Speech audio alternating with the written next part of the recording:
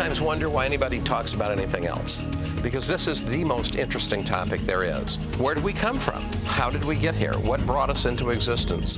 What is our relationship to reality as a whole?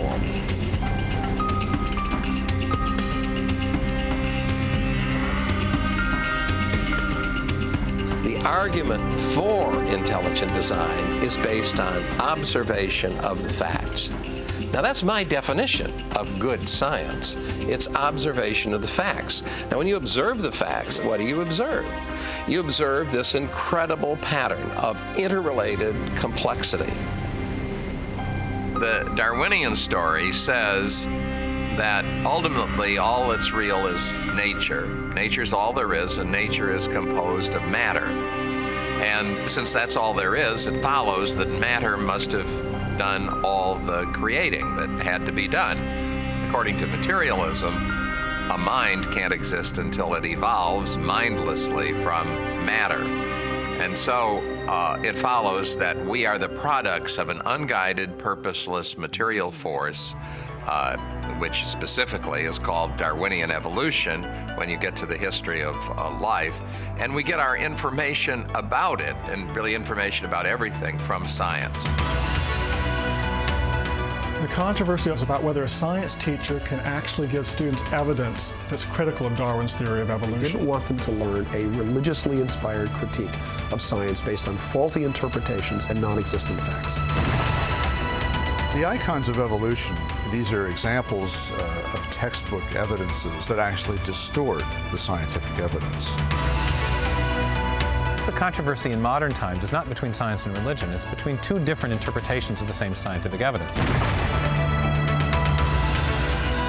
Scientists are supposed to question things. Scientists are supposed to be open to new evidence. I mean, I'm a scientist. I don't know any evidence against evolution. They won't allow a debate to go on. They try to stop it. And the reason they try to stop it is they don't think they can win it.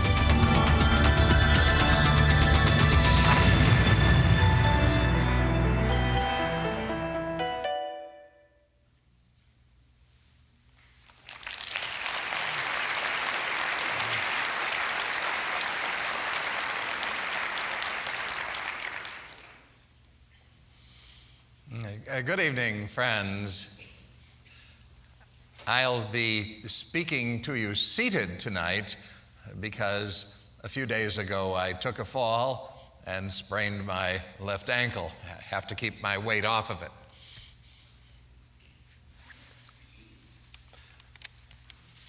it.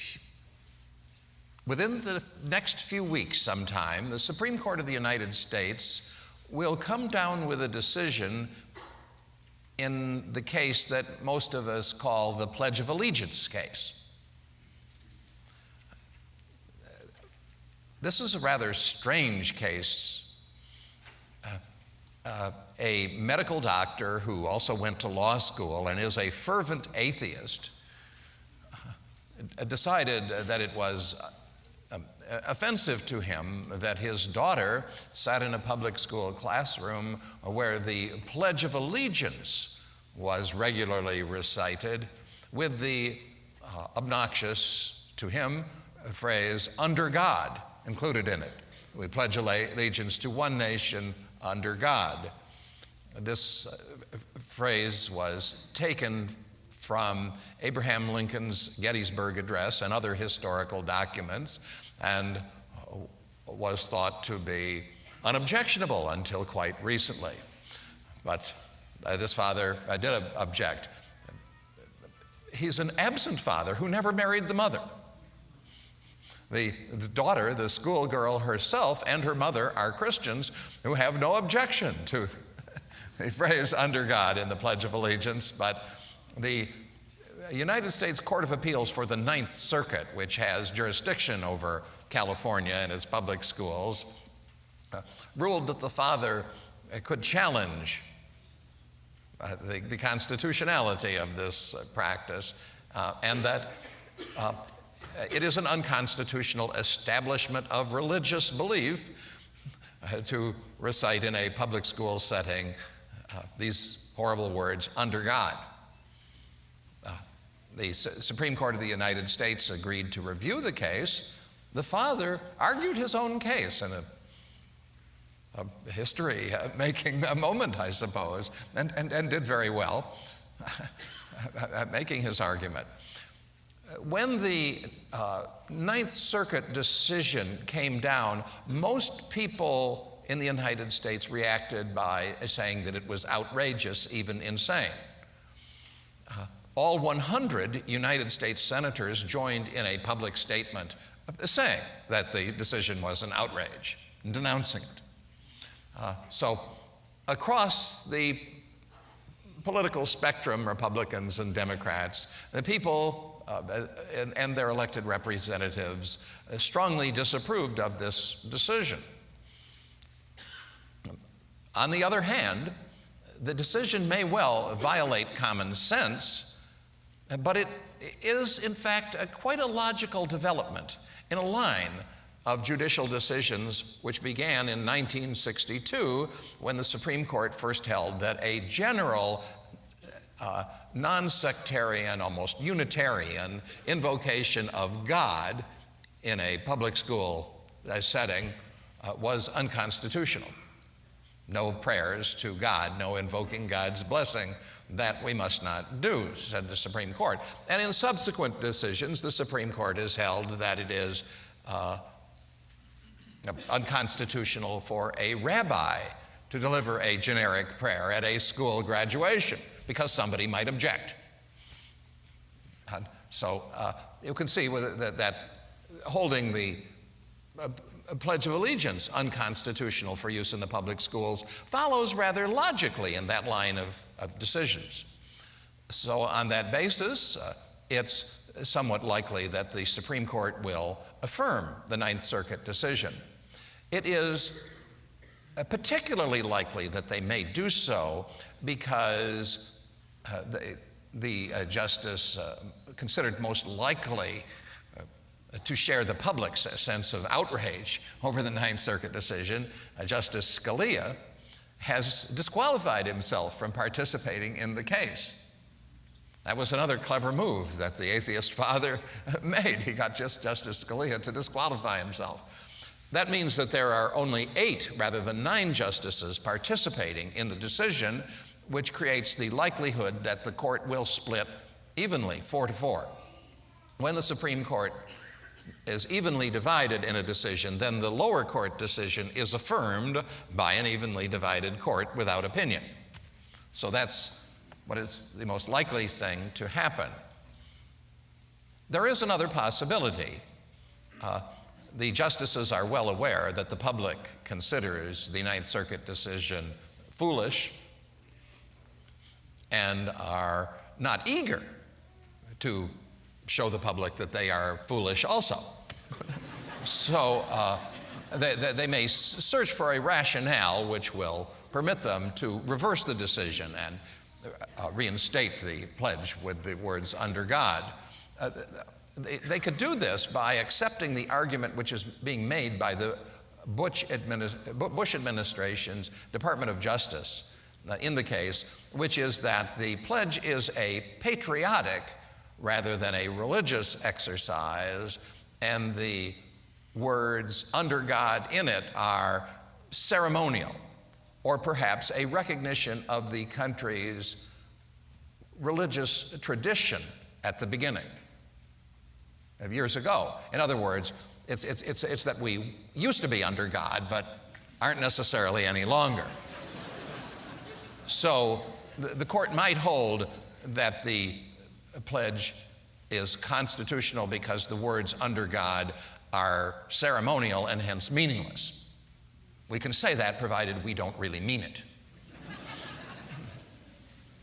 I would much prefer that the court would affirm the Ninth Circuit decision because I believe that the important thing is not what the court says about this ceremony of reciting the Pledge of Allegiance in the public schools. The important thing is whether the public, we the people of the United States, those are the first words in the Constitution, we the people establish this Constitution. Do we the people regard ourselves and individually and corporately as being under God? Or do we reject and repudiate God and wish to have nothing further to do with God? What is the attitude of the people of the United States on this subject? It's an important question. Perhaps the most important aspect of the question is that if we are under God, then God's moral authority has some force in the public. If we are not under God, then God's moral authority is a thing of the past also and can be disregarded today, as it frequently is. So a great deal depends on whether we are still under God. If we are not under God, are we under anything at all? I've thought of some alternatives. What might we teach the school children if we are forbidden to teach them that we are under God? What else might we be under? Should we recite one nation under science? Science is the ultimate authority that governs what we do in any subject. Another possibility that occurs to me is that we might be one nation under the United Nations. That's the liberal internationalist position that we might take. And I might add, the Supreme Court justices in the recent past have said that they're going to start looking to legal judgments of international organizations as precedents which they will apply to create new law for Americans.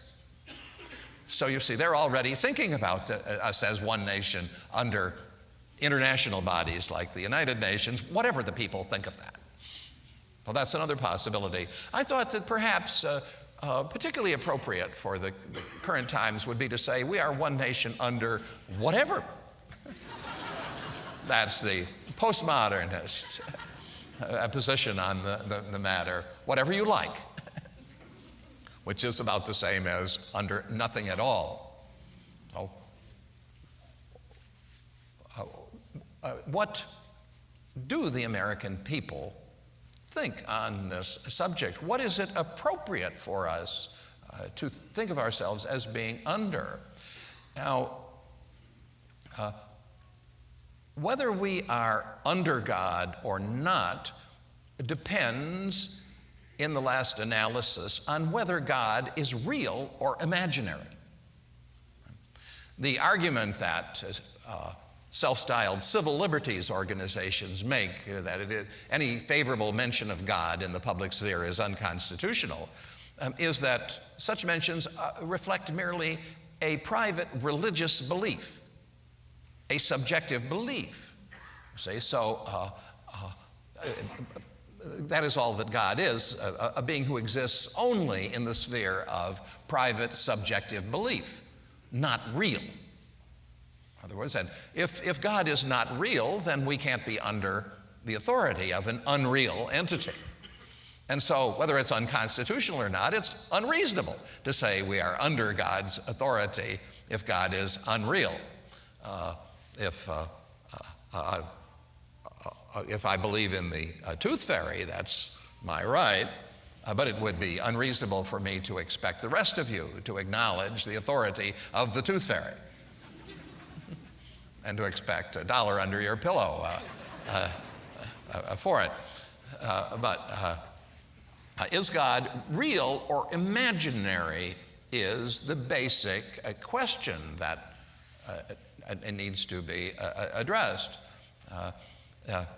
If God is real, then to say that we are under God is as obvious a statement as to say that we are under the sky. It's a plain statement of reality. And to deny that we are under God is simply to refuse to recognize reality. So, everything depends on whether we understand God to be real and the true creator of us all, or whether, on the other hand, it isn't that God created man, rather it's that man created God. God is a figment of the human imagination in that view. And in that case, God cannot exercise any authority. Now,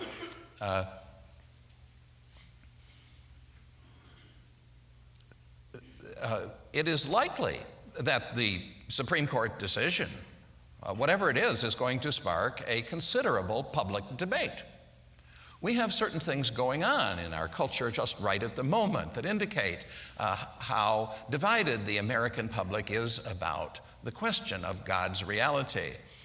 One thing that is going on is the same-sex marriage craze, with thousands of people wanting to marry other persons of their same sex, men marrying men and women marrying women.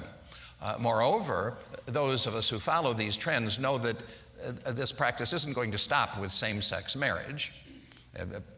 It's going to go on. The law professors are already paving the way for the acceptance of what we call polyamory. That is, many people. So that, let's say all of the people in any of the rows here of the pews could get married as a group. Male, female, it doesn't really matter. You could have a group marriage. And the law professors are already preparing the justification for that you have a constitutional right to engage in such a marriage. And maybe they won't all be people either. If you love your pet, as many people do, why should you not include the pet in the marriage? This also is under consideration in the higher levels of our academic world. Now, and again, is that logical? Well, that also depends on whether God is real or imaginary. If God is now known to be imaginary, then God's moral authority is imaginary also and inapplicable. And so there's no reason why we shouldn't start all over again and make up whatever moral principles suit us for the present time, disregarding any word of God or any traditional view of morality which was ultimately based on God's authority.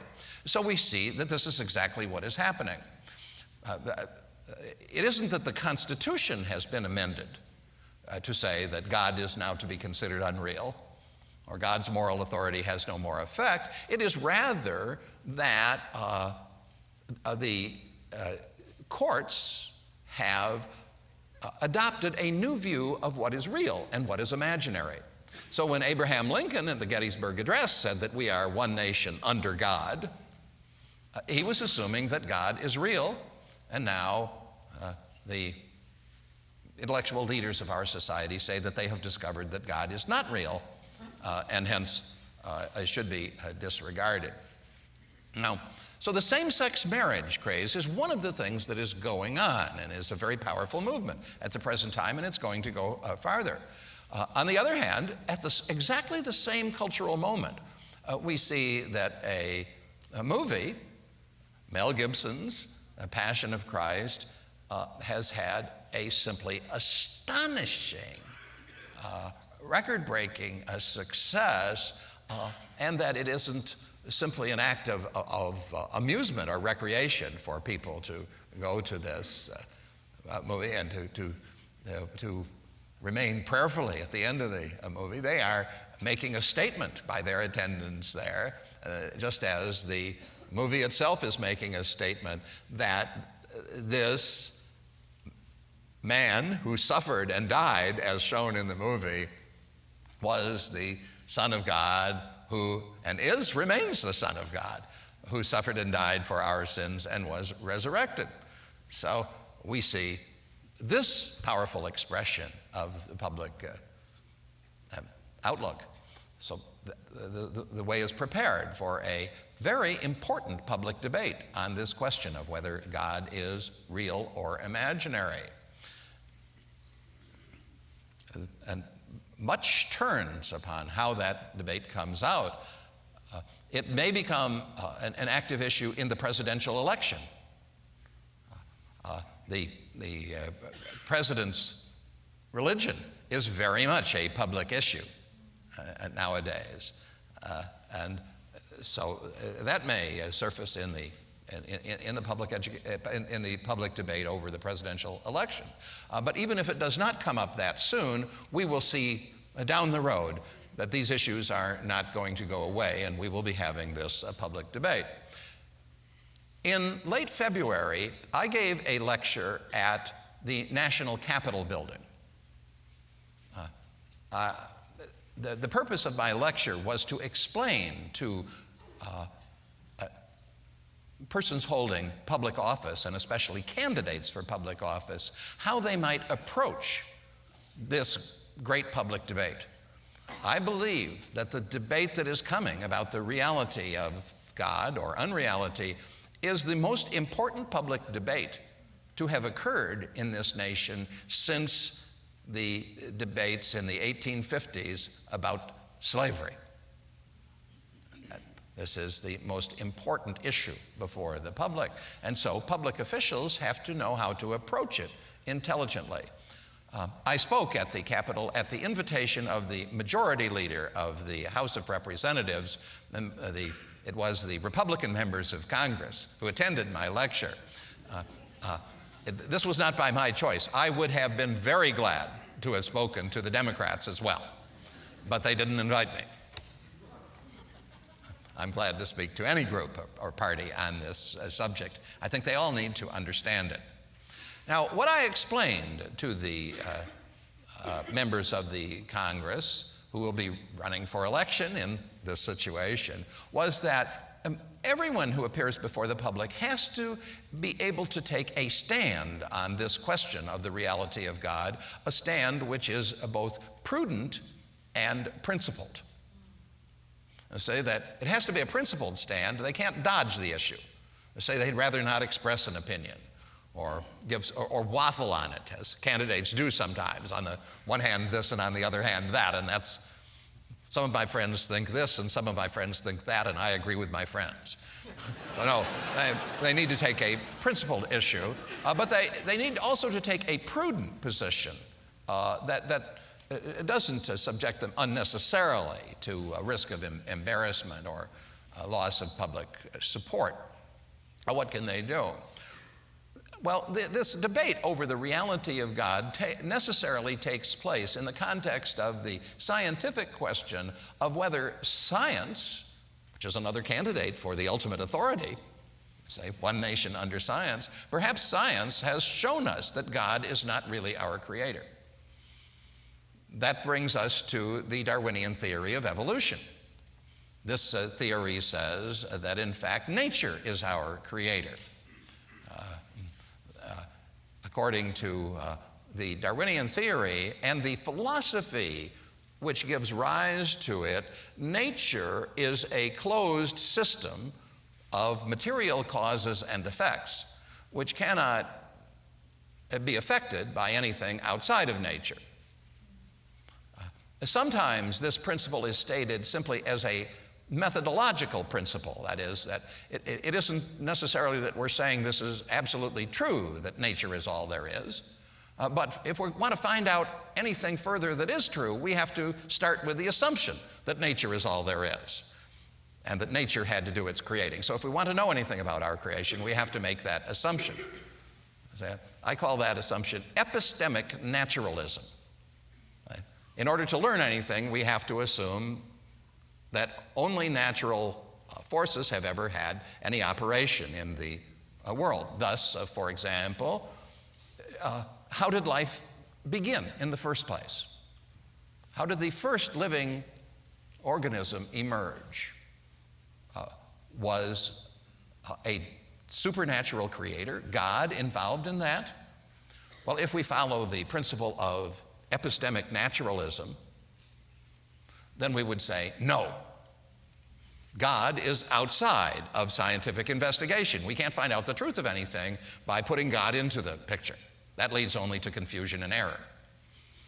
So the first life must have appeared by purely natural processes. Then, if we ask the question, can a mixture of non-living chemicals, perhaps in a chemical soup, by chemical laws and chance, some combination of law and chance, without any participation by God, can this mixture spontaneously give rise to a living organism? Perhaps a very simple one. Well, the answer to that, if we follow the principle of epistemic naturalism, is of course. Of course it can. What proof do we have of this? All the proof we need is that living organisms exist. They're all around us here. Living organisms could hardly exist if they did not have any means for coming into existence, could they? Well, but you may say, well, what about God? Perhaps God was the means of living organisms coming into existence in the first place. The answer to that in the world of evolutionary science is, oh, you're changing the subject. I thought we were talking about science, which is to say, what really happened. You brought up a totally different subject, which we call religion. And it's all right if you want to have your religious belief. See, that is all right on Sunday morning. But you shouldn't bring it into the real world of the office, the classroom, and the laboratory, where we talk about reality. Just for that reason, that to say one nation under God is unconstitutional in the public schools. So we must get life started with a simple organism. We can't even figure out how to get a simple organism started, so we won't try for a complex one right away. But just a very simple, let us say, one-celled organism. In fact, one-celled organisms aren't simple at all. They're extremely complex, but we'll assume that they're simple because we're assuming whatever we want to here, aren't we? And so then if we have this one-celled organism start, can that one-celled organism become complex plants and animals? Every kind of complex plant and animal that exists, and eventually can it become a human being, like ourselves? Well, the answer to that question is, of course. Human beings exist, and they also could not exist if they had no means of coming into existence. And the only means of coming into existence that science will recognize is some combination of chance interactions of particles and chemical laws. So some combination of chance and chemical law must have produced the first simple, relatively simple living organism, and similarly a combination of chance and law produced all the rest of the diversity and complexity of life that exists, because nothing else could have happened, could it? Or if you suggest that something else, and it involves a supernatural creator and unevolved intelligence, then you have changed the subject to religion, and you are ruled out of bounds, and your answer is rejected. So in order to address the question of whether God is real or imaginary, we have to address the question of whether the evolutionary story, which is being given to us on the basis of scientific authority, is valid or not. Is it true, or is it itself simply a religious or anti-religious belief? In which case, if we object, then it shouldn't be taught in the schools.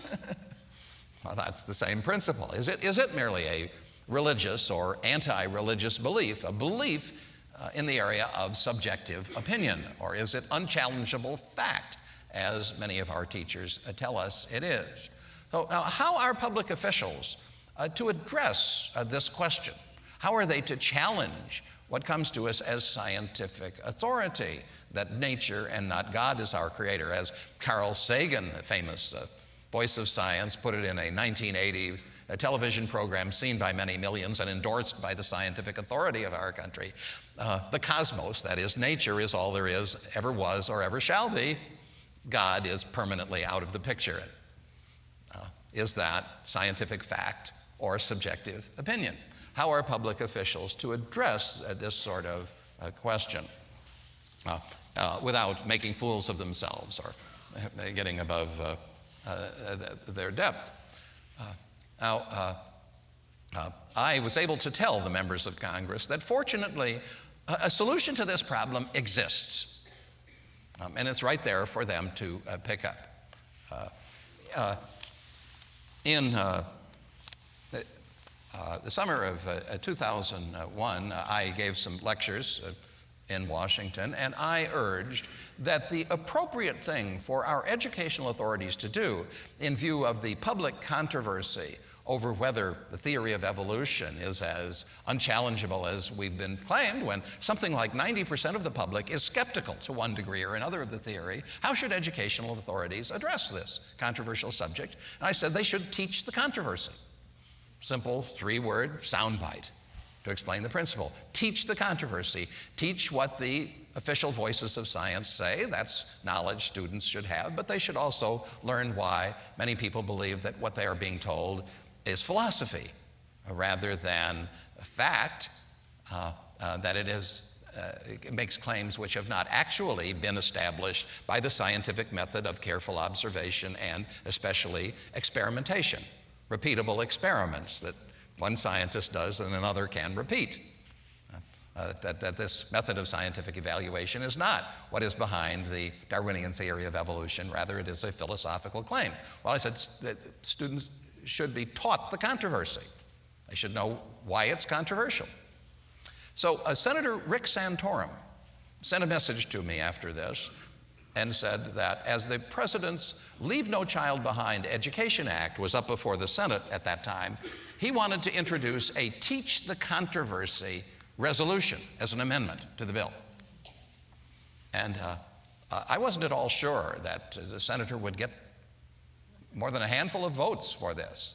So I didn't know if it was a good idea or not for him to do it, but I wanted him to have a good amendment to proceed with, so I sat down and drafted one, as a staff assistant might do. What I drafted was a resolution for the United States Senate to pass that read as follows. It is the sense of the Senate that in two sentences, this is a two-sentence resolution. First sentence, good science education should prepare students to distinguish the data or testable theories of science from philosophical or religious claims that are made in the name of science.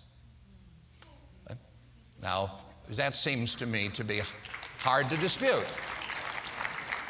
Isn't it a good idea that students of science should learn how to distinguish philosophical or religious claims that are made in the name of science from actual data or testable theories that are subject to experiment? It seemed to me that that was an obviously sound principle. And then the second sentence of the Santorum Amendment, as it has been called since, where biological evolution is taught, the curriculum should help students to understand why this subject generates so much continuing controversy and should prepare the students to be informed participants in public discussions regarding the subject. Now, the second sentence you can see is simply an application of the first sentence to a specific subject. The first sentence has the principle all there. Senator Santorum stated that the purpose of this resolution was to promote intellectual freedom. It was a very liberal resolution. And indeed, after Senator Santorum finished introducing it, the Democratic floor leader on the Education Act that was being debated that day, Senator Ted Kennedy, stood up and endorsed the amendment. He said, I hope every senator votes for this amendment, which provides just the sort of principle we should have for science education. Students should learn about these different theories and learn to evaluate them. That's what he said. Then another Democrat, Senator Byrd of West Virginia, another liberal, stood up and made his own endorsement.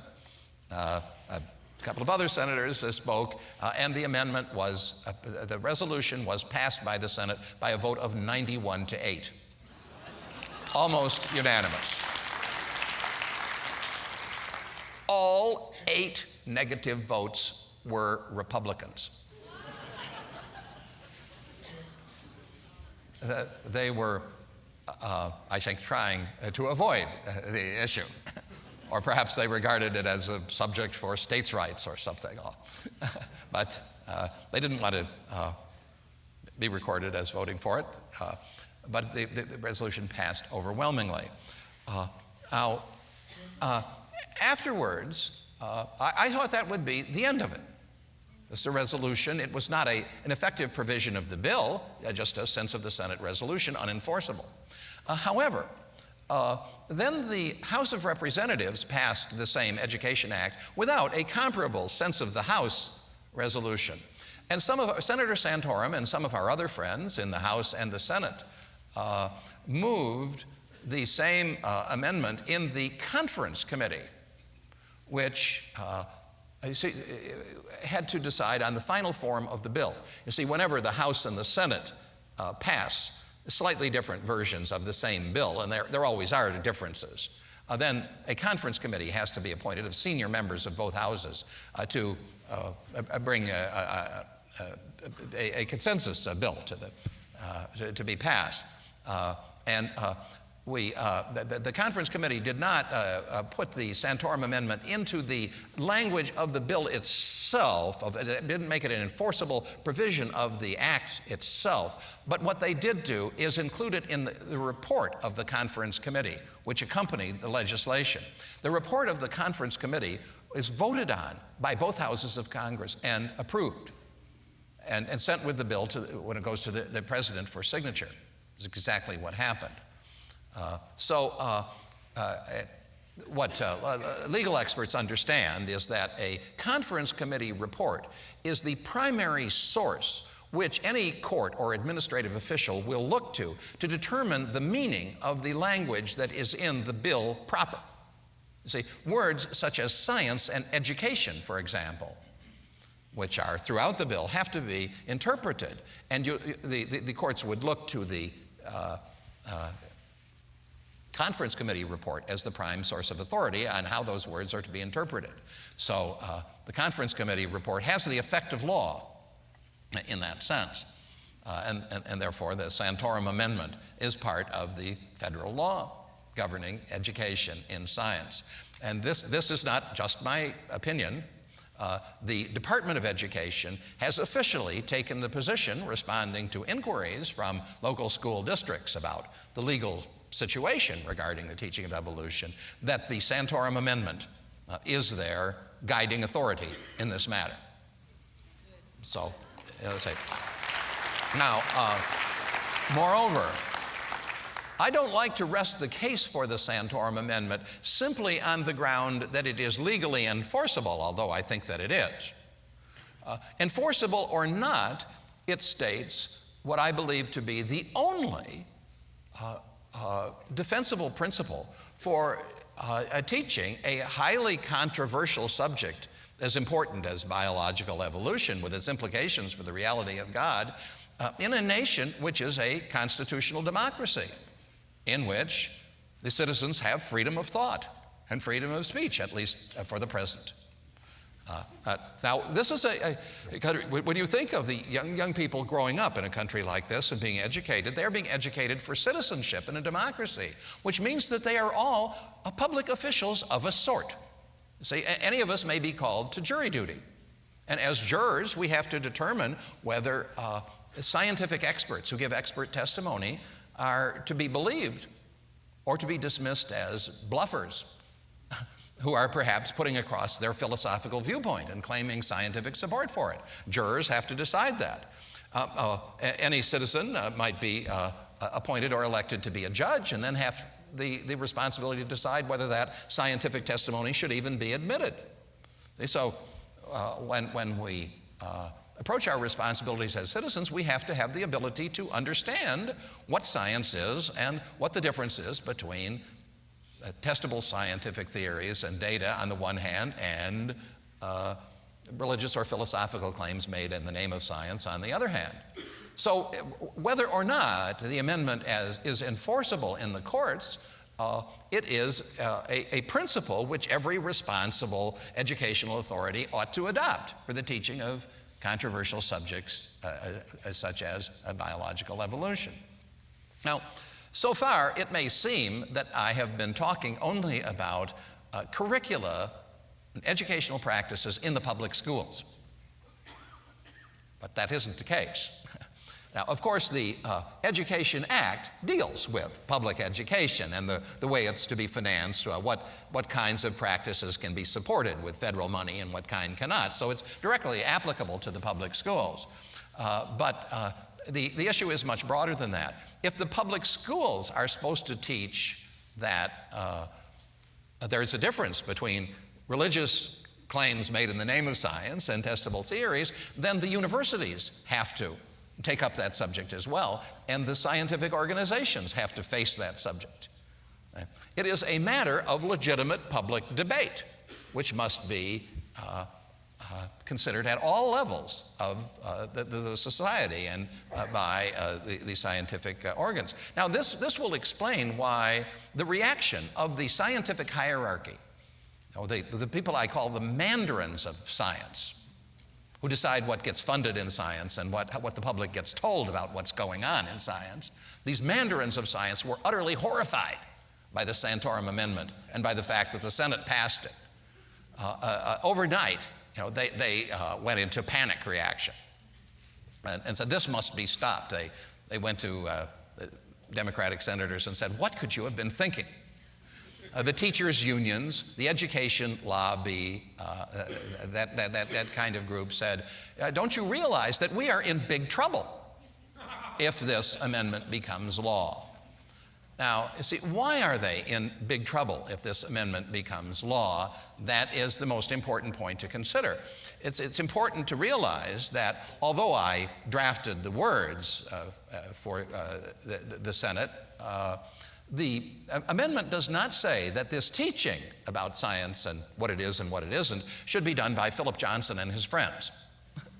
No, it leaves it to the same science educators who've been doing it all along and who are under the control of the mandarins, the authorities, who are teaching evolutionary naturalism as fact nowadays. Why should they be terrified of the principle that's stated in the Santorum Amendment when they would be carrying it out?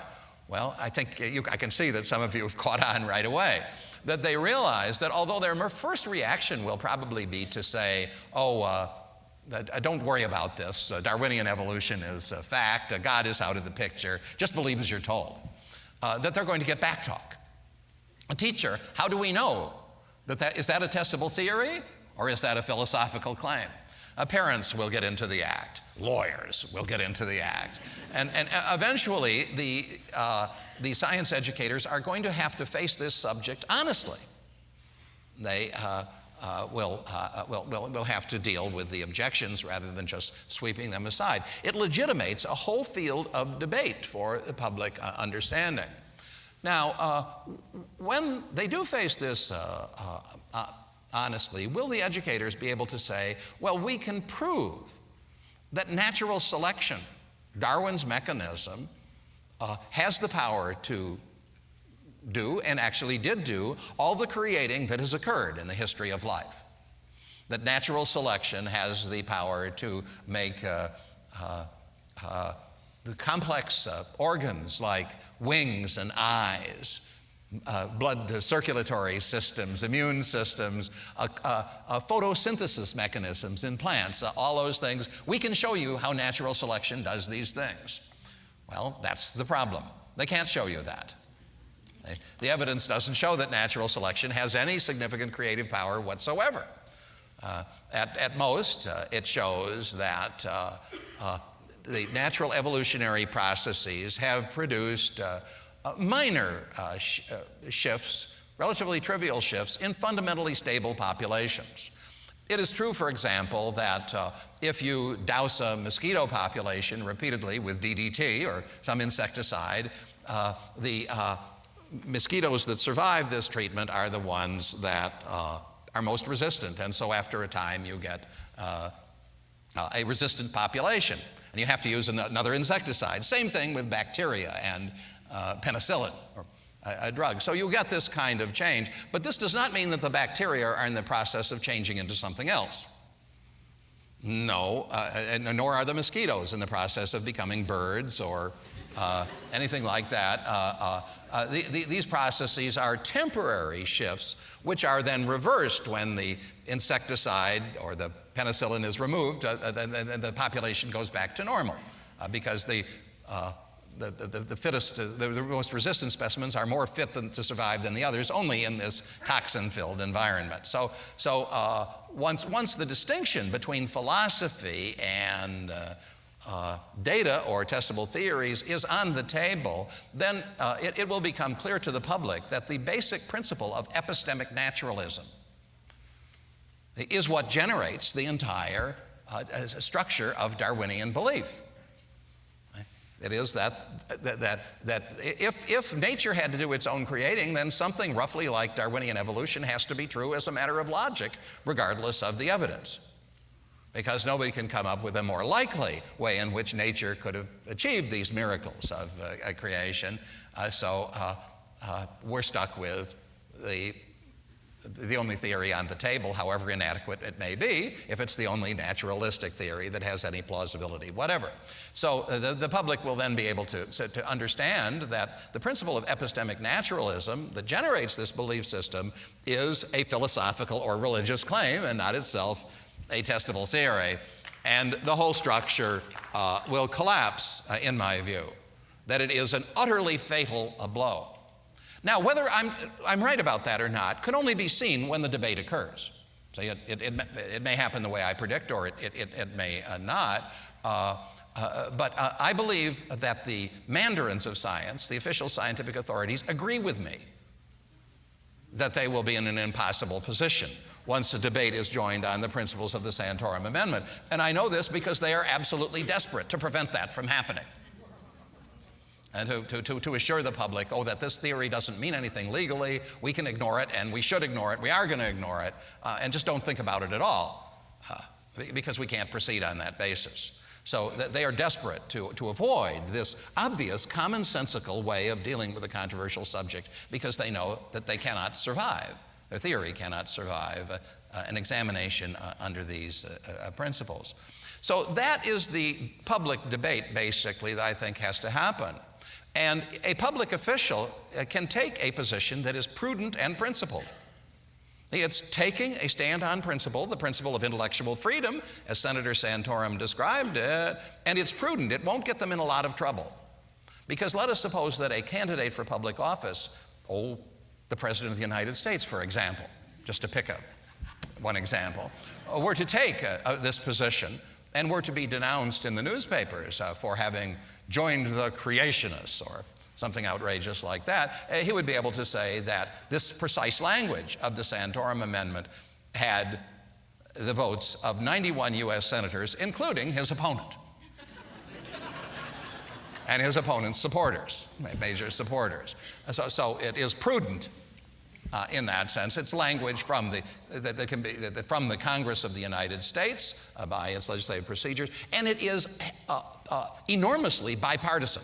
It is not a partisan enactment. It is bipartisan in its authority. And once this language is before the public is going to like it.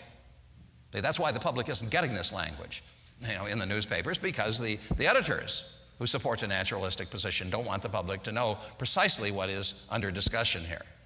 Once they understand it, it's going to be irresistible. It's obviously the only kind of principle that is appropriate for education in a constitutional democracy on such a controversial and important subject, which is the basis of authority, identifies the ultimate authority, but which we, all of us individually and corporately, are subject.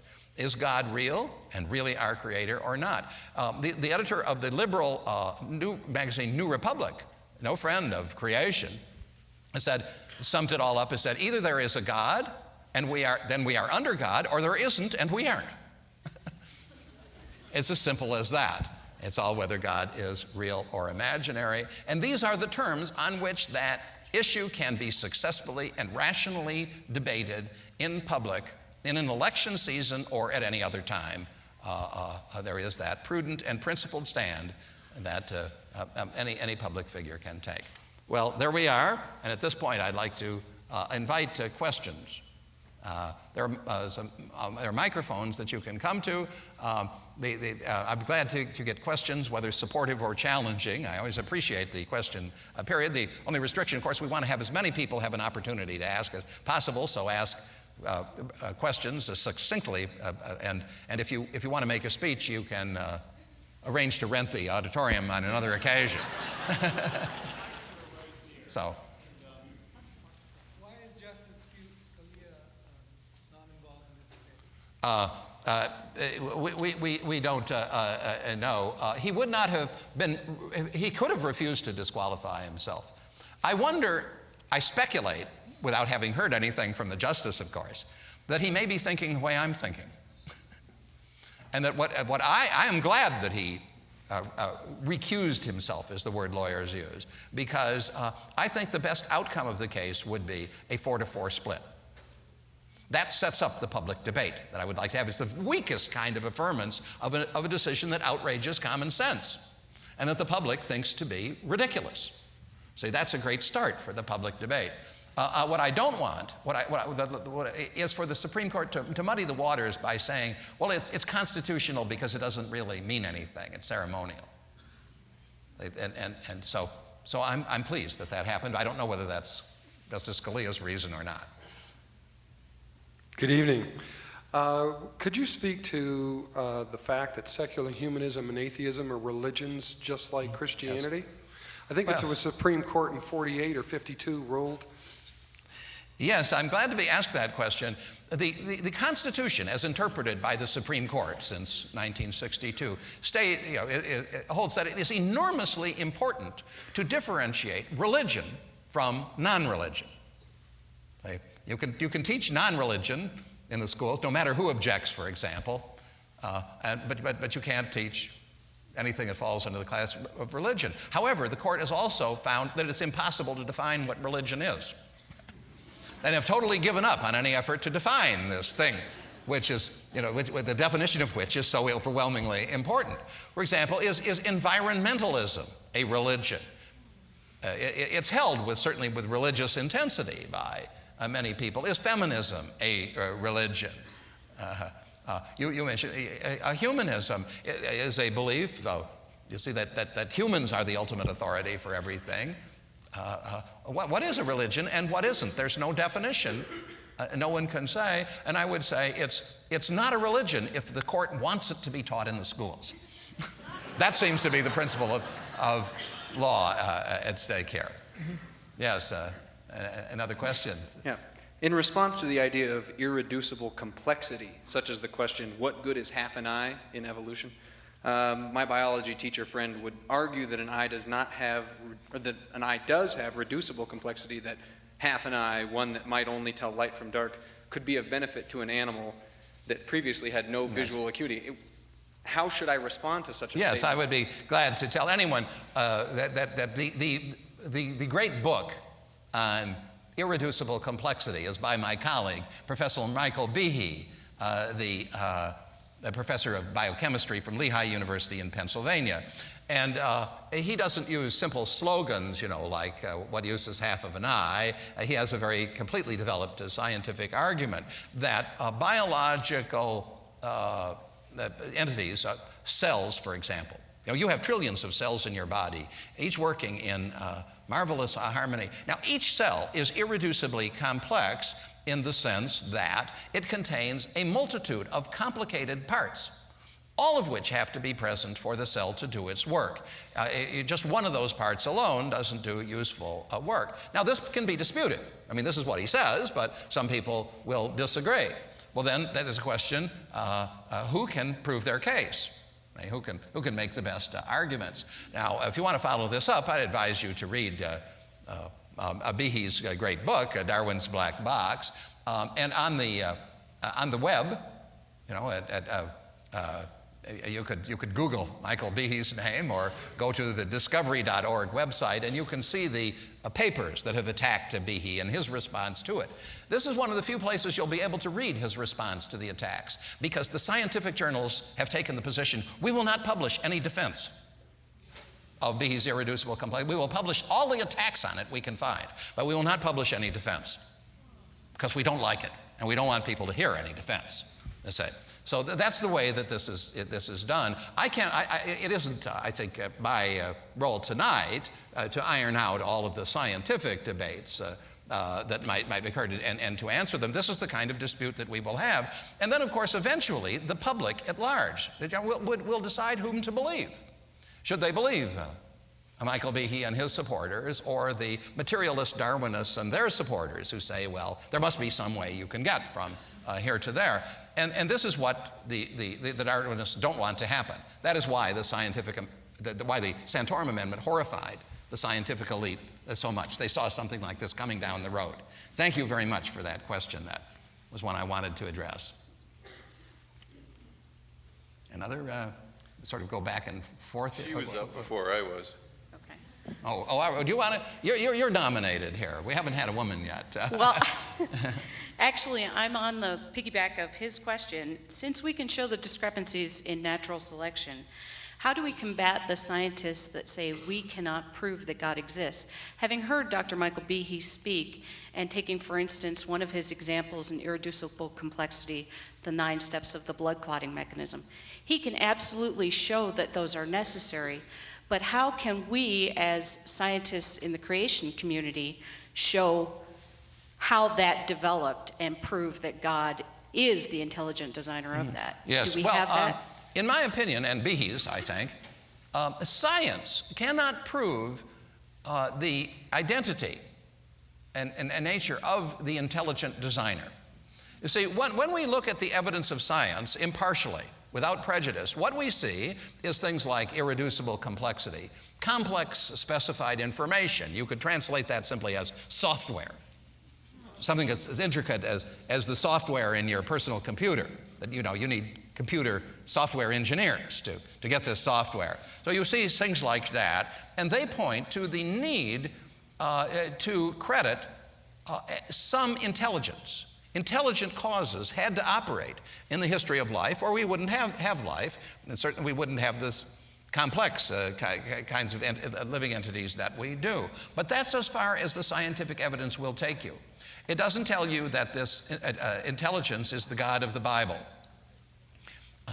It doesn't, it doesn't help to settle arguments between Christians and Muslims. It doesn't even tell you that the intelligence is supernatural. Conceivably, it could be spacemen from some distant galaxy, because not because it shows that, but just because it doesn't tell you anything beyond what the evidence can tell you, which is intelligence needed to be involved. So if you are looking for proof that the God of the Bible is our creator, or the book of Genesis is accurate, or anything like that, you'll have to go somewhere else, other than the examination of biology to prove that. However, everybody knows, we know, and the materialists, the mandarins of science know, that most of the American public is going to think that the designer is the God of the Bible, because they have other reasons to believe that the God of the Bible is our creator. And so this will be extremely encouraging information from that perspective. It doesn't prove that they're right, but it shows that science is far more in support of that position than against it, contrary to what the schools and the natural history museums have been teaching us for decades. So that's where I think we have to leave that issue. Dr. Johnson, over the last 1 or 2 decades, there's been a lot of interest, maybe even a movement of science and theology communicating with each other. We've got people like Houston Smith with Why Religion Matters, Zygon Journal, and the Templeton Foundation pushing this further. I don't know what came first, the ID movement or this movement of science and theology communicating with each other, but I'm curious as to get your feedback on those Another things. Good question, thank you. Science and theology communicating with each other. The underlying issue there is whether this communication is to be done under terms and rules set by the mandarins of science, or whether their authority to dominate the debate can be challenged. You see, most of what goes on under that name is a matter of theology conforming to science, or trying to persuade the scientists that, well, we're not so dangerous, we don't say anything that you need to worry about. Now, some of it isn't, but the scientific community is very wary and frightened even of the relatively moderate kind of non-threatening attempts at communication from, say, the Templeton Foundation that you mentioned, because they're afraid that it's just the camel's nose under the tent flap. See, and that once they begin to talk about a possibility of God, even if at first God is understood to be required to follow the dictates of the mandarins of science, that down the road God may assert his independence.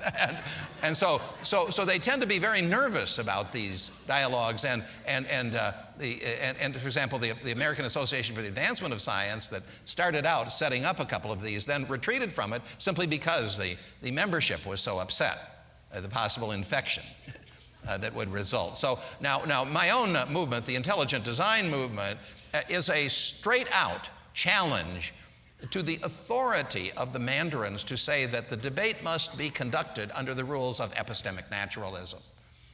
And that's why it's such a conflict. That's the issue. Should we challenge that authority or not? Well, thanks again. You folks are helping to bring out the right issues, which is just what a question period should do. Yes. Who's next? Dr. Johnson, evolutionary theory depends upon two basic principles, one of which is uniformitarianism and billions of years for natural selection to take place. I said you asked about uniformitarianism and? And also billions of years for evolution. Oh, the age of the Earth or the cosmos.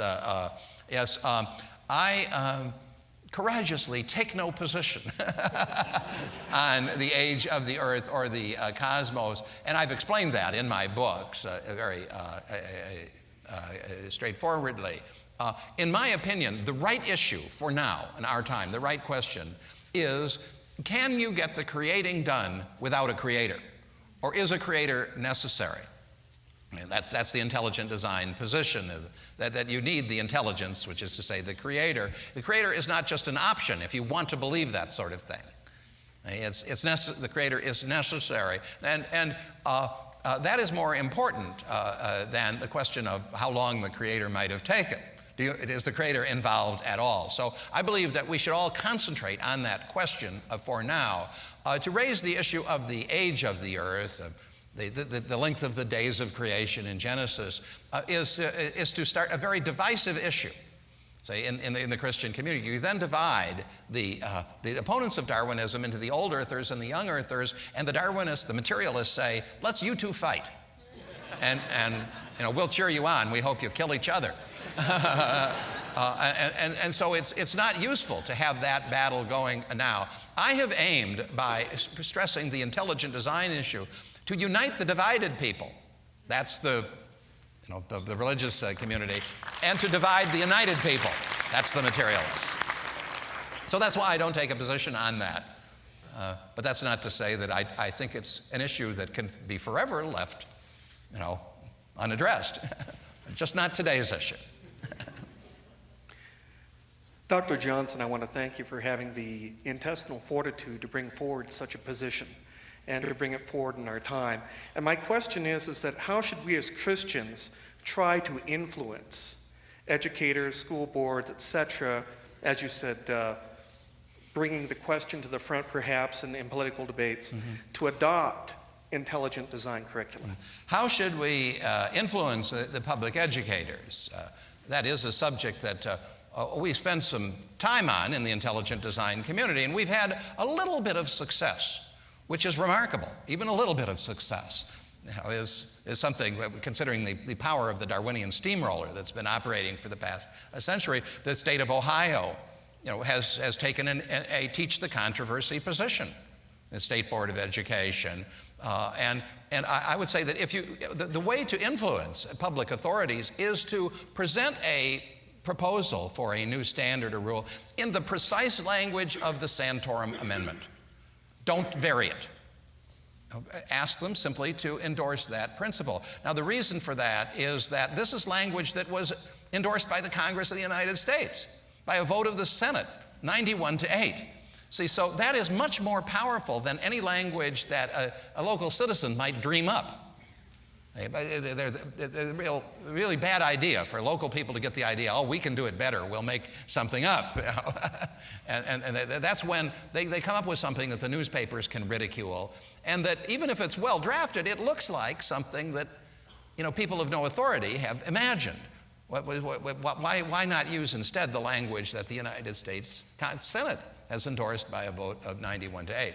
However, I also want to add to that answer that don't place all your hopes on influencing the officials of public education. We here in the Christian world have the resources that we need to do the job of education ourselves. The real problem is not what the public educators are doing, it's what the leaders in the Christian community are not doing to teach the people these issues. So I'll leave it, I could go on a while on that theme, but I'll leave it there. Who's next? Dr. Johnson, what would you say to those friends of mine who say that they are believers, that they believe in God, but that the God that they believe in set into motion Darwinian evolution? And the fact that we can't recreate any meaningful evolution only proves that we're not God. So you're asking me to comment on the position that God created by setting in motion Darwinian evolution. Yes, this is essentially a position which is known historically as deism. God started the ball rolling downhill, and then he left it to go where it would. Now it is important to understand that evolution in the scientific understanding is not God-guided evolution. Right? In the scientific understanding of the term, evolution means an unguided, purposeless process that involved only the material forces of chance, random movement of particles on the one hand, or law-like combinations, chemical and physical laws. So it isn't following any direction. That evolution is unguided is a basic principle of the scientific understanding of evolution. Because, see, otherwise, it would not be naturalistic. The God-guided evolution isn't evolution at all. It's slow creationism. It's a slow variety. Now, it is a logical possibility that God could have, if he wished to do so, started an evolutionary process going and then left it alone to develop as it would. God could have done that. The question, could God possibly have done something, is the most boring question in the world. The answer is always yes. So then the question is, does the scientific evidence, considered impartially, show us that that's what God must have done? And the answer is no, it doesn't. See, it shows rather that natural selection has no creative power whatsoever, so it isn't the kind of thing that would have done the job, and that's why God didn't choose to use it. So thank you. Now we have another question, I hope. Who's next? I'm just wondering, but couldn't it kind of be like where God sort of not just set in motion evolution, but continually nudged us in the direction that it would be, that it would cause us to be us? That is possible. And some people believe that, and I don't think you can prove that it's false. That if one possibility that has been discussed, you see, is that God could have put all the information necessary for the whole history of life into the first living organism, an amoeba, let's say, or a bacteria, packed with information. See, this would be like a computer program that had enough information in it to manage a space flight that goes to Pluto and back, let's say, over a period of years. And so that's conceivable. But again, the evidence is against it as a real possibility. But it's kind of thing it's okay to think about. Yes. Okay, Dr. Johnson, I'm trying to compose my thoughts here. All right, a few months ago, well, I'm sure that those people here that have extensively followed creation lately, they already know something about a book that was written by several creation scientists that was sold in Grand Canyon bookstores, suggesting not necessarily Noah's flood, but at least a catastrophic origin for the Grand Canyon. And I'm having a little trouble. I'm sorry, my hearing isn't all that it should be. Could you put a brief question to me that I... Okay, Eugenia Scott from the National Center of Science Education, yes. She said that a catastrophic origin of the Grand Canyon was a worse proposal than saying that the Grand Canyon had polar bears living at its bottom. Could you please respond to that? Oh, on the Grand Canyon? Mm-hmm.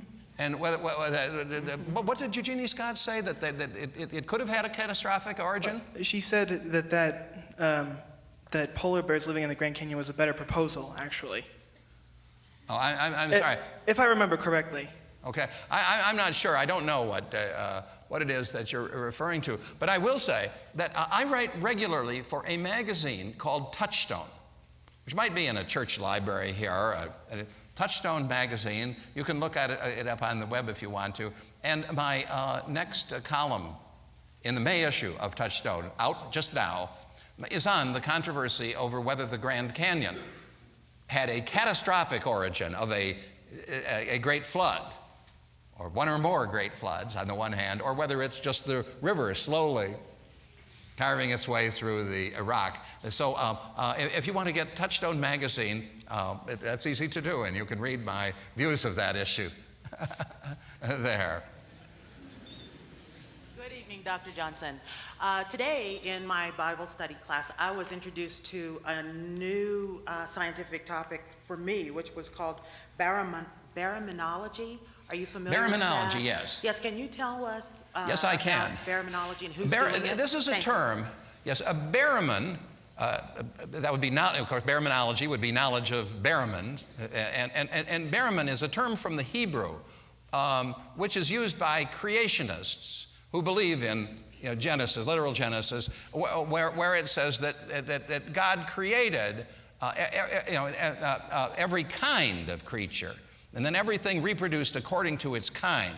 So what are the kinds? Well, the Hebrew word, see, there is baraman. And people say, well, what are the basic units of creation? Now, this is a field of study that, the mainstream evolutionary scientists aren't interested in this, because they say, you see, everything evolved from one starting point, and so there are no limits to evolution. But if you think that there could be some evolution, but it occurred within limits, see, then you'd have to ask, what are the limits? And those might be the basic created kinds, you see, that God created, and then variation and change occurred within the limits of those kinds. So that's what baraminology is about. And I can't go further into it at this point, but that's what it is.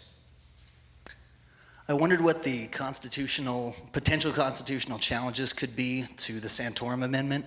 You mentioned that you hope that the Supreme Court would side with the Ninth Circuit in removing the phrase "under God" from the Pledge of Allegiance. Of course, you see, I hope for a basically ineffective 4-4 split. But if they remove that, wouldn't that, if the courts proceed on the course that they're on, wouldn't that set a precedent for removing or preventing intelligent design from being taught in public schools? Thank you for that suggestion. It's rather delightful in a way, because they might try. I mean, the so-called civil liberties organizations that promote naturalism may indeed try that sort of thing. But consider what they'd be arguing.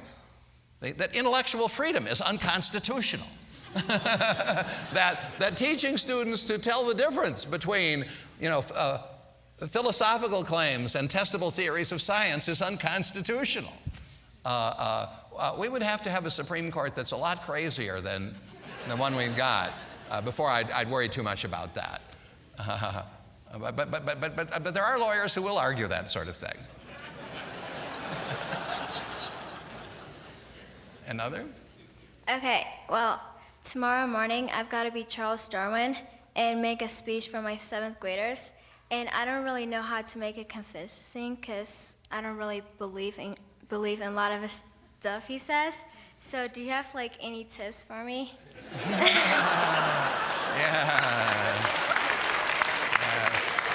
Well, I might say something like this, just having fun with you. So I say, Charles Darwin, I proposed a theory 150 years ago about how life might have evolved by natural means, and I'm sorry that subsequently my theory was turned into a dogma.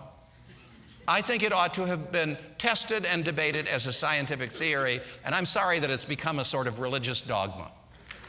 That's what Charles Darwin might say.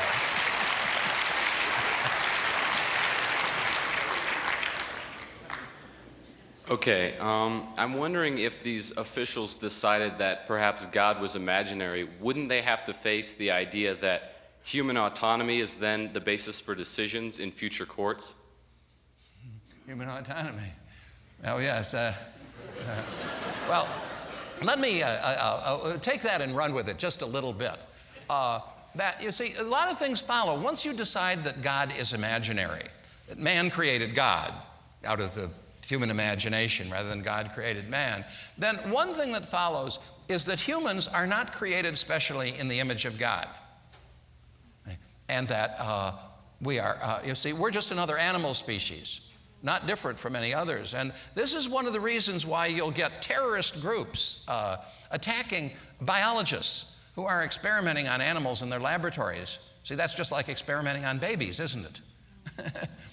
If there's nothing special about human beings. So this is a rather ironic thing that the animal liberation movements follow from this notion there's nothing special about human beings. It also follows that there's no morality that comes from God, no objective morality, and thus we just make up whatever morality we like and can change it at any time. And therefore, the only thing that really matters is power and might. And so, indeed, the courts may have to consider that there is no moral basis for law, no morality behind law. It's all perfectly arbitrary. They can say it's arbitrary to forbid abortion. You see, they have said that. But it's also arbitrary to forbid people from killing the people who want to provide abortions. So everything's morally arbitrary because there are no objective moral principles. It's just what we make up from time to time. And some opinions of the court have come close to stating that principle. So that leaves no basis for law at all. So they've got to someday come to their senses and retreat from that sort of thinking. Okay, could you address, like, how many scientists, say as a percentage or whatever, are actually buying into the intelligent design movement, and how guys like Dawkins are responding to that? Oh yes. If you were to go to the discovery.org website, you would find that we have there names of a few dozen scientific supporters. Now, it takes a lot of courage for a person who makes his living as a professional scientist to support the intelligent design movement. This is a career killer. And the hatred, and particularly as the mandarins have become more frightened, they say, see, this is getting somewhere, then they become more desperate to prevent scientists from supporting us. Nonetheless, we do have a few dozen who will sign petitions that go to state school boards and all. It's not surprising that we don't have more. Thank you. Yes. Some administrators of schools maybe in the past have been reluctant to bring in anything smacking of creationism or intelligent design because they might fear that they'd have to teach the Christian version, or if they did, they'd have to teach all the other religious versions.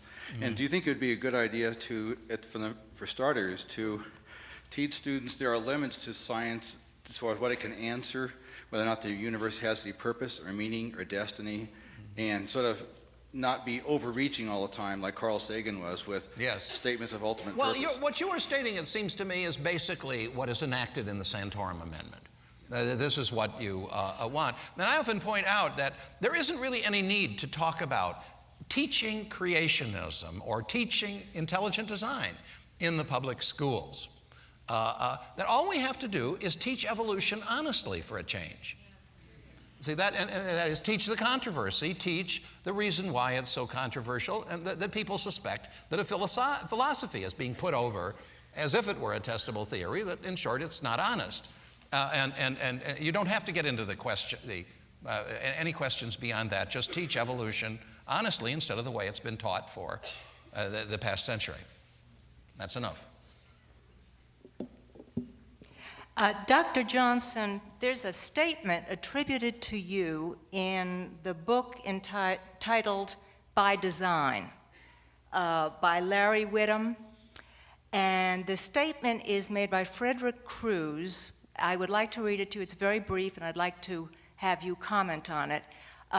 Interestingly, perhaps significantly, it's a paraphrase. It is not a direct quote. And he latches onto another admission by Phillip Johnson, who says that if there is no God, then naturalism and Darwinism surely make sense.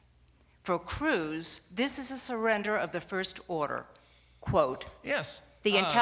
Shall I stop? Oh. I was just, Cruz finishes up with what he... Oh, yes, please go ahead. What he figures is the devastating final word as far as you're concerned.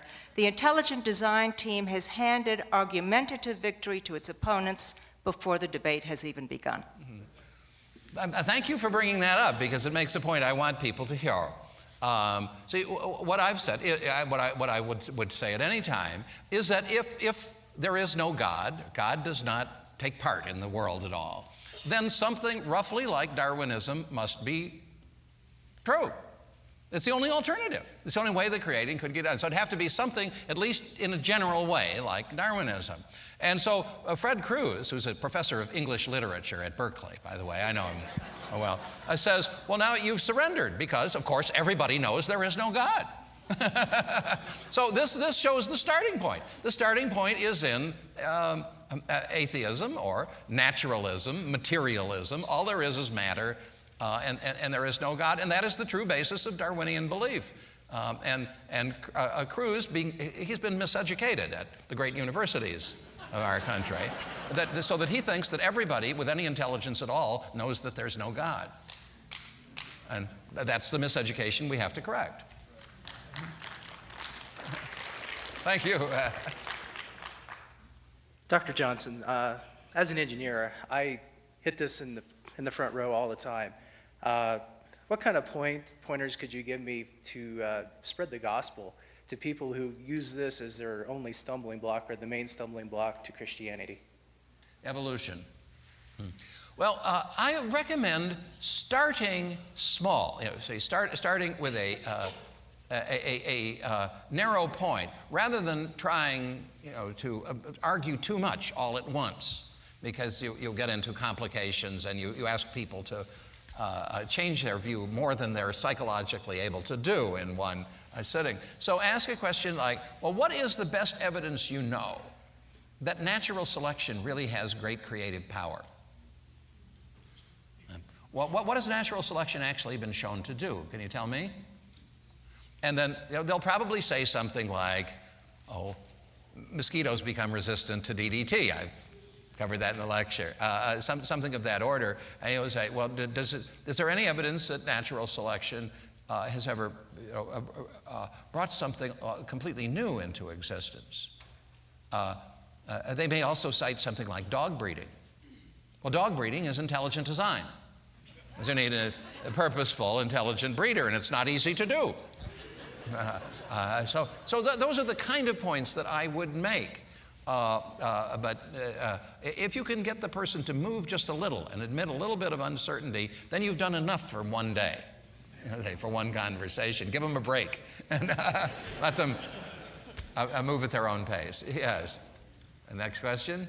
Do you have a reference for a booklet or a pamphlet that has the Sartorium Amendment language? The Santorum Amendment in it? Santorum. Yes. And also, maybe it would have some examples of curriculum that might teach evolution in a good, in a way that looks at it critically. Yes. First, on the Santorum Amendment, chapter 1 of my latest book, The Right Questions, discusses the Santorum Amendment and sets it out. So that answers that. Now, as to curricula, this is a project underway with the Discovery Institute, our research arm. And where you should look for information about this is at the websites of the Discovery Institute and Access Research Network, which is right here in Colorado Springs, arn.org. The folks from Access Research Network will be here, I believe, selling videotapes. There's a book table and there'll be videotapes and so on. If you come to the people at the videotape table, you might ask them what progress they're making on curricula, because this is something that we're working at all the time. I was thinking of something you could actually give to administrators at schools, that kind of something, as opposed to saying, here's a whole book, here's a chapter of a book. Yes. Well, we have lots of good books that discuss the issues. But if you're looking for a curriculum manual that you can just Xerox a page off a day for the students, we don't have that. I was talking about, as far as asking them to consider the whole idea of supporting there's plenty of that. To give them a book. You see, the problem is that there are so many to choose from. Well, one good one to start with is get people to read my book, Defeating Darwinism by Opening Minds. It might succeed in opening the mind a little, and it has in some cases, and it's short. I recommend it because it's made for the purpose of an introduction to people who haven't thought about it before. So that I'd recommend that short, slim book. Inexpensive, too. Hi. I know I was created. I know it. I know it as much as I know Christ rose from the dead 3 days later, which I know is a whole other argument. But I'm also a nurse, and I teach nursing. If you want to know how complicated we are, that we could never have just evolved, teach how the body works, because it's so, the hip bone really is connected to the knee bone. And it just couldn't have happened that way. Okay, we all have that straight, right? So my quandary is, 150 years ago, Abe Lincoln was only known for how tall he was. Now, 150 years later, it's almost common. We are, I don't want to use the word evolving, I don't like the word, but we are still, our brain, we know things, we can figure out things that we never could have 100 years ago. This is not evolution. So what's a word for that? What's an explanation for how we are still growing? In fact, sometimes people will say evolution just means change, and any change is evolution. Well, see, then the term is meaningless. Of course, if you feed a person or a pig better nutrients, they'll grow larger. And so we have a better nutrition and medical care and so on. But the evolution that matters is the arrival of new kinds of creatures, plants and animals, or new body parts that didn't exist before. So see, one of the tricks that a Darwinist can play is to set the bar so low and I can say, the question is whether I'm the greatest high jumper in the world. And now we will demonstrate that by, I will show you how I can jump over a bar that is 1 inch high. I say, this is basically what the Darwinist is doing when they say people getting taller over a century is evolution. No, it's not.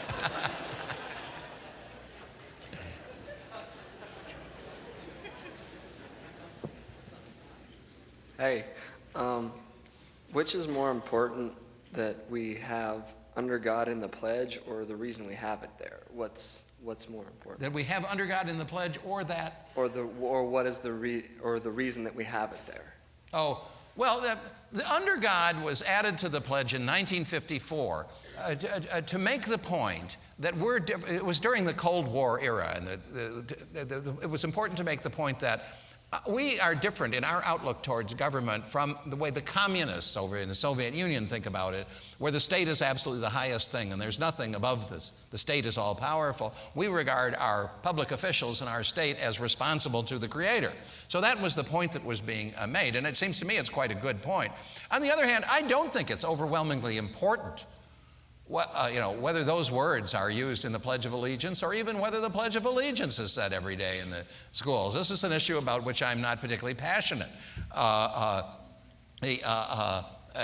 In fact, if we truly are under God, we ought to be doing a lot more than just reciting those words. As a ceremony, we ought to be examining that in the curriculum.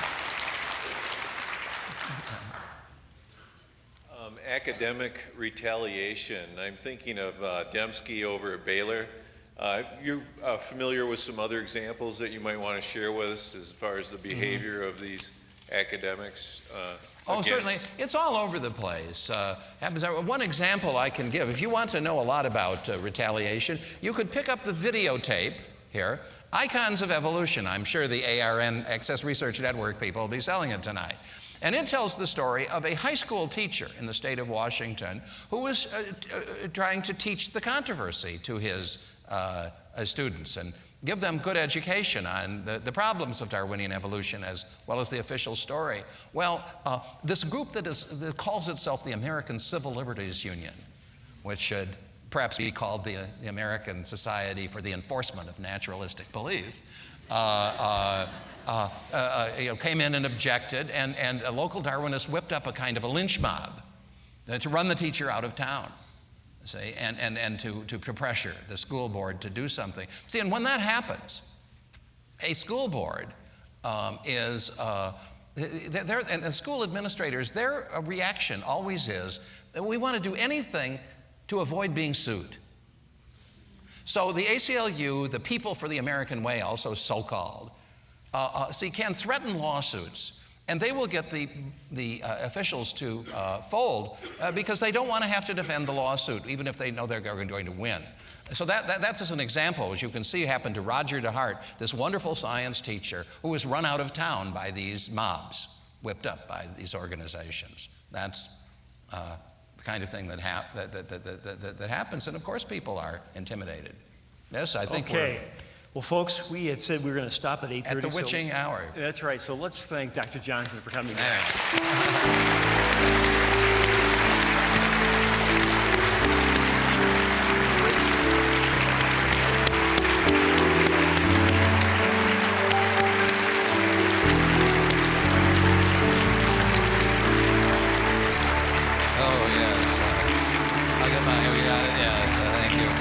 I have my bodyguard here to